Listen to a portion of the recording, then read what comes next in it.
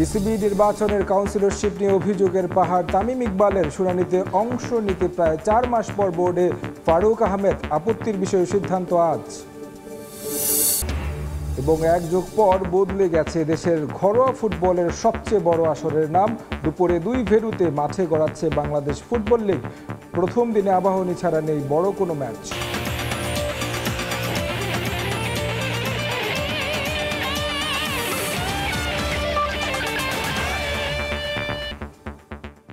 বিশ্বের নানা প্রান্তের খেলাধুলার খবর নিয়ে আমাদের নিয়মিত আয়োজন খেলার সময়, আর এই আয়োজনে আপনাদের সঙ্গে আছি আমি তারেক হাসান শিমুল। একটা দেশের টপ অর্ডার ব্যাটসম্যানরা এমন দৃষ্টিকটু ব্যাটিং করতে পারে বিশ্বাস হচ্ছে না ওয়াসিম আকরামের। লিটন দাস থাকলে বাংলাদেশ আরেকটু লড়াই করতে পারত বলে মত তার। যদিও পাক কিংবদন্তিকে মুগ্ধ করেছেন তাসকিন রিশাদ, স্মৃতি রোমন্থন করেছেন বাংলাদেশের ঘরোয়া ক্রিকেটের সোনালী অতীতকে। দুবাই থেকে আরও জানাচ্ছেন সাব্বির মিথুন। 120 বলে 136ও করতে পারা যায় না তা বিশ্বাস করা কঠিন বাংলাদেশের খেলা না দেখলে। এরকম নিদারুণ ব্যাটিং জন্ম দিয়েছে হাসি ঠাট্টার।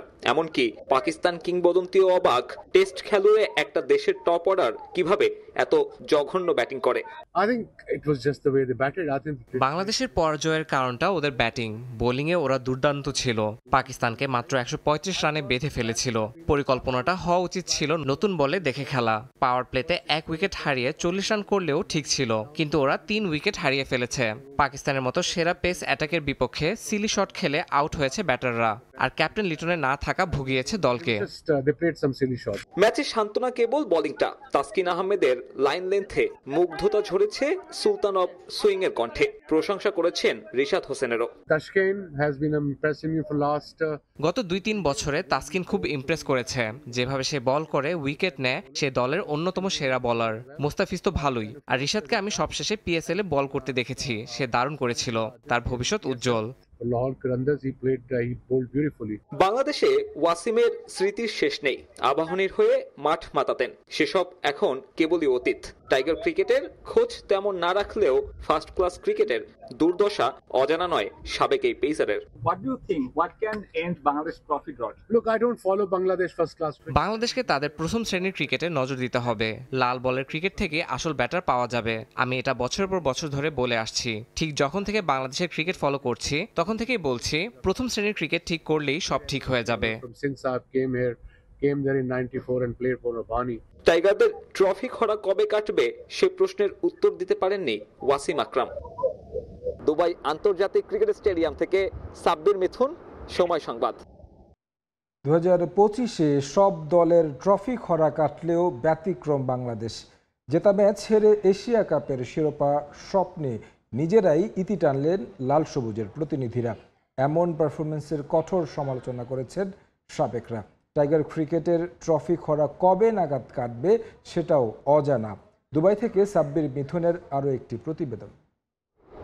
চলতি বছর অর্থাৎ 2025 সালে বিভিন্ন লিগে বিভিন্ন ধরনের স্পোর্টসে 11টি দল নিজেদের প্রথমবারের মতো শিরোপা জিতেছে অথবা একটা লম্বা সময়ের ট্রফি খরার অবসান ঘটিয়েছে।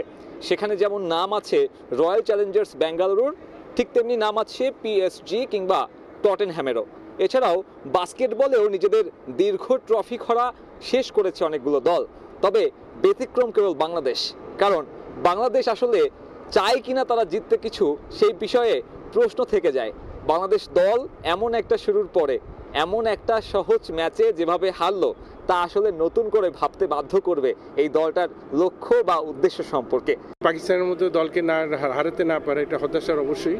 তারপরে ব্যাটসম্যানদের রেসপন্সিবিলিটি নেওয়া উচিত ছিল। মাঝখানটায় আমরা ম্যাচটা হেরে গিয়েছি, মিডল অর্ডারে ভালো ব্যাটিং করতে পারি। কন্ডিশনে পরপর 2-3 খেলাটা অনেক টাফ। তারপরে আমি মনে করি যে সুযোগটা চলে এসেছিল, এই সুযোগটা হাতছাড়া হয়ে যাওয়ার, এটা আবার কখন পাবো আমরা ফাইনাল খেলার একটা সুযোগ, এটা অপেক্ষা করতে হবে। বাংলাদেশ দল গ্রুপ পর্বেও খুব ভালো ক্রিকেট খেলতে পারেনি, তবে রান রেটের মার প্যাচে চড়ে সুপার 4-এ যে সম্ভাবনা তৈরি হয়েছিল তা পরপর 2 ম্যাচে হেরে সব খুইয়ে দিয়েছে। এখন এই দুবাইতে অবস্থান করে আফগানিস্তান সিরিজের অপেক্ষা করবে বাংলাদেশ। অনেকগুলি ক্যাচ যে ড্রপ হয়েছে ওই জায়গা থেকে আমরা পিছিয়ে গিয়েছি, তারপরে ওটা এখানে শেষ করে না, সামনে তো আরো খেলা আছে, সামনে আফগানিস্তান সিরিজ আছে, এখানে নিবেশ করতে হবে।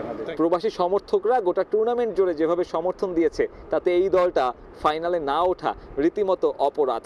এবং এই স্টেডিয়াম চত্বরে পাকিস্তানি সমর্থকরা যেভাবে হাসি ঠাট্টা করেছে বাংলাদেশ দলকে নিয়ে, সেটা একজন গণমাধ্যম কর্মী হিসেবেও আফসোস আর হতাশার। মিডল অর্ডারের ব্যাটিংটার ইনিশিয়ালি আমরা ওপেনাররা যেভাবে ব্যাটিং করেছি এটাই আমরা ম্যাচ হেরে গেছি। এটা অবশ্যই ব্যাড লাগে, এরা এত পরিশ্রম করে এখানে যে খেলা দেখতে এসে রেজাল্টটা না পাওয়ার একটা সুযোগ এমনভাবে হাতে এসেছিল, সুযোগটা হাতছাড়া, এটা খুবই দুঃখজনক।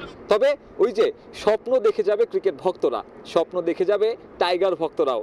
তারা আশায় দিন গুনবে, পরবর্তী আসরে হয়তো আবারও আশায় বুক বেঁধে মাঠে গিয়ে সমর্থন দিবে প্রিয় দলকে।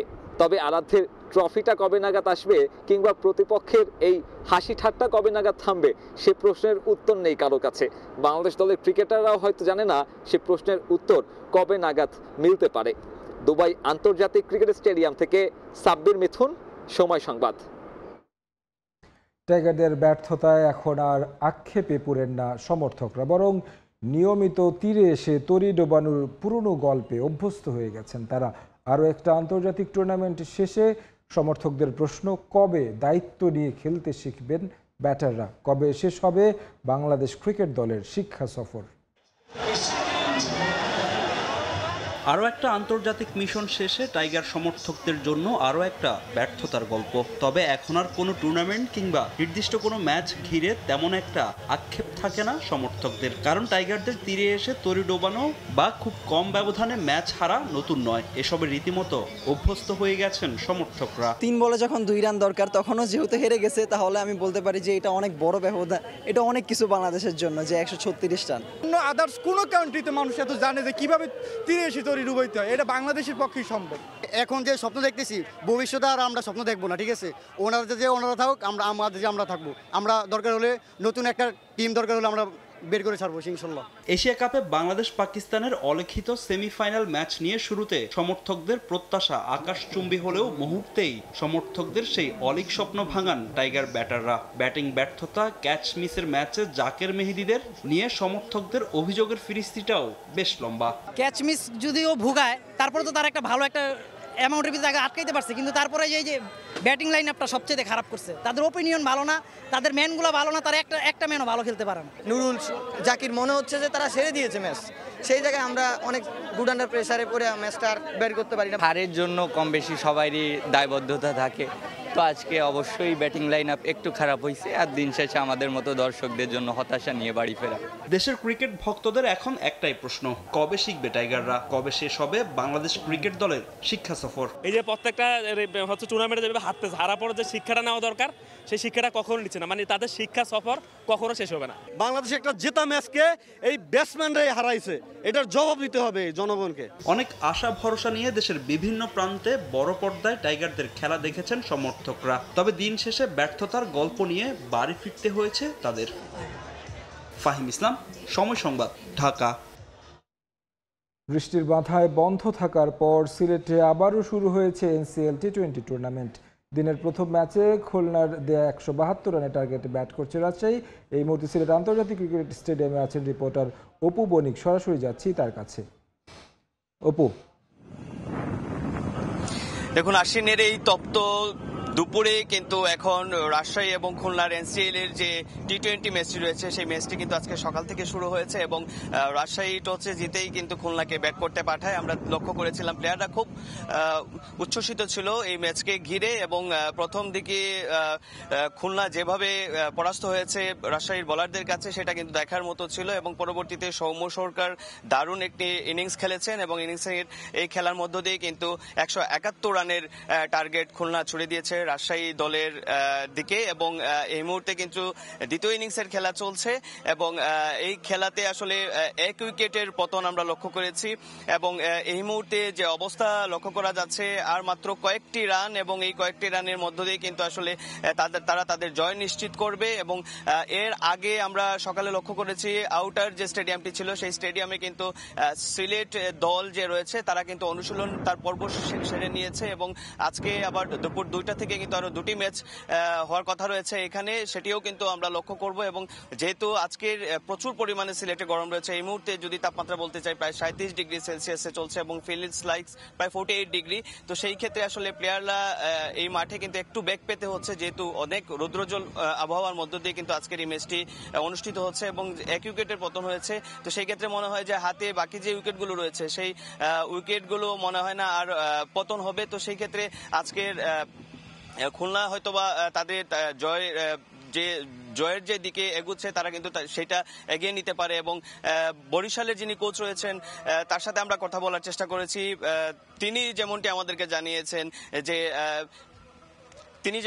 জানিয়েছেন যে আসলে এই এনসিএল-কে পর্বকে ঘিরে কিন্তু তাদের দলে তেমন কোনো ধরনের ভালো প্লেয়ার নেই, তবুও তারা চেষ্টা করবেন যে এনসিএল থেকে বের হয়ে আসার জন্য। তো সিলেট আন্তর্জাতিক ক্রিকেট স্টেডিয়াম থেকে এই ছিল আমার কাছে এনসিএল এর আজকের দিনের একদম সর্বশেষ খবরাখবর।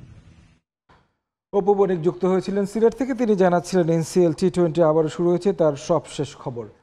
বিসিবি নির্বাচনে নিজের কাউন্সিলরশিপ বাতিলের শঙ্কায় তামিম ইকবাল একটি পক্ষকে দুর্বল করতে নির্বাচন প্রভাবিত করে 15টি ক্লাবকে খসড়া ভোটার তালিকা থেকে বাদ দেওয়া হয়েছে বলে অভিযোগ তুলেছেন তিনি। তার কাউন্সিলরশিপের আপত্তির শুনানিতে অংশ নিয়ে মন্তব্য করেন তামিম। শুনানিতে অংশ নেন সাবেক বিসিবি সভাপতি ফারুক আহমেদও।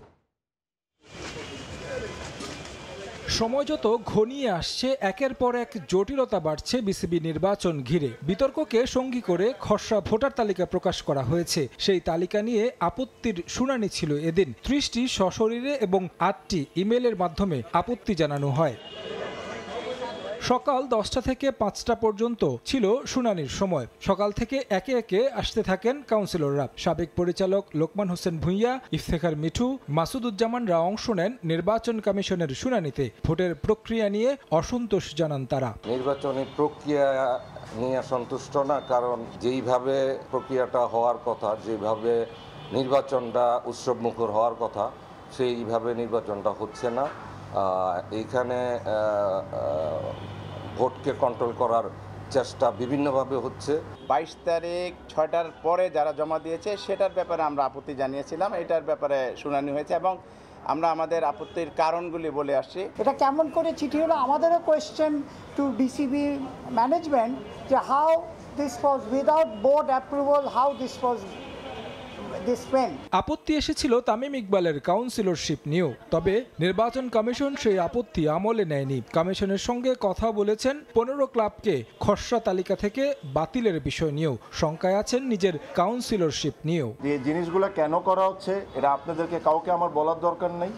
সিম্পল একটা কথা, এই জিনিসটাকে ইলেকশনকে একটা সাইডকে উইক করার জন্য করা হচ্ছে, এটা সবাই জানে। হ্যাঁ, আমার কথা হলো যে আমাদের এত খারাপ সময় এসে গেল যে জিতার জন্য বা নিজের ইচ্ছা পূরণ করার জন্য আপনারা 300টা ক্রিকেটারের লাইফের সাথে আপনারা খেলা শুরু করলেন। ক্রিকেট বোর্ডের ইতিহাসে কোনো দিন এত নোংরামি আমরা কোনো সময় দেখিনি যে আমার অফিসিয়ালি রিটায়ারমেন্ট ঘোষণা করতে হবে।